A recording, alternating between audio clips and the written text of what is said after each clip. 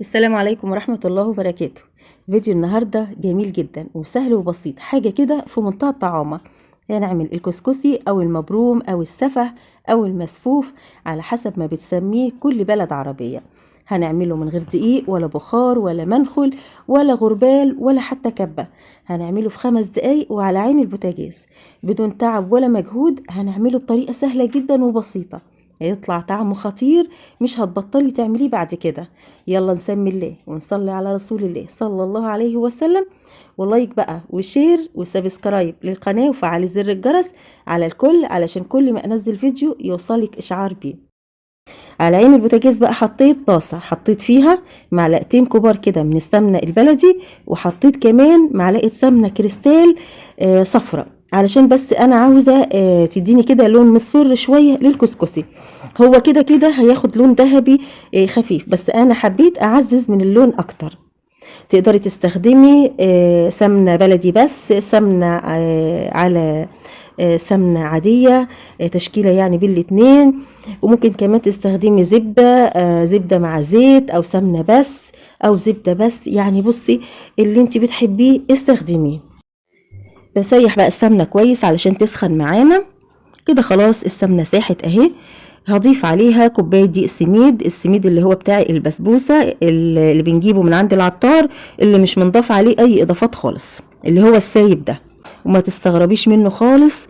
يعني بصراحة في النهاية هتنبهري بالنتيجة، هيطلع معاكي حكاية، مش هتفرقيه خالص عن اللي بنعمله بالدقيق الابيض. يعني هيبقى معاكي كده ايه، مفرول كده وجميل وشكله حلو وطعمه في منتهى الجمال، كأنك مسويه كده على البخار. ضفت عليه رشة ملح.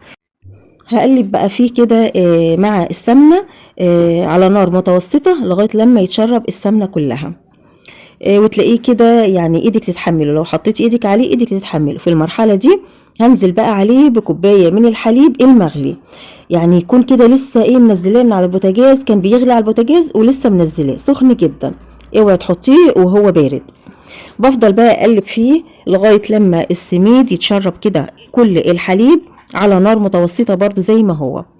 عايزة اقولك بس ممكن تستغني عن الحليب وتعمليه كده بالمية او بالشوربة. كمان مقدار الحليب هو نفس مقدار السميد، يعني انا حطيت كوباية سميد حطيت قدها بالظبط كوباية من الحليب. تمام. بنفس الكوباية.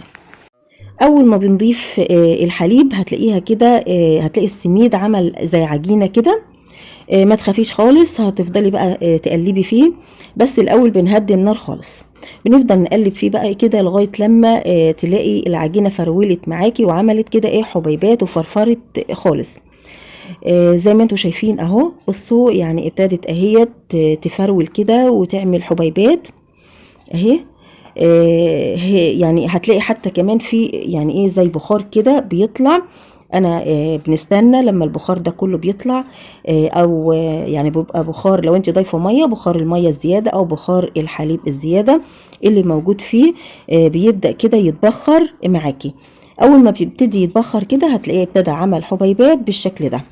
بنفضل برضو نفرك فيه كده بالشوكه لغايه لما يفرفر كده ويفرك كده معانا، وتلاقيه عمل حبيبات صغيره خالص. هو مش هياخد اكتر من مثلا ايه 5 دقايق 7 دقايق، وانت ايه شغاله فيه بالشوكه كده. شايفين اي كتله فيه كده بالشوكه بتروح عاملاها بالشوكه بتلاقيها بتفرفر خالص معاكي اهو، لانه كده هو خلاص دخل على السوا. الطريقه زي ما انتم شايفين سهله خالص، هيطلع معانا جميل، مش هيفرق خالص عن اللي بيتعمل بالدقيق والبخار. شايفين عمل حبيبات معانا اهو. هو اخد حوالي من 6 دقايق ل7 دقايق تقليب كده بالشوكة على نار هادية. اخر حاجة بقى بعملها هضيف له معلقة سمنة بلدي كده علشان تعزز الطعم وتقدري تستغني عنها. بشرب بقى السميد بمعلقة السمنة دي، بقلب شوية فيه كده وخلاص كده هطفي عليه.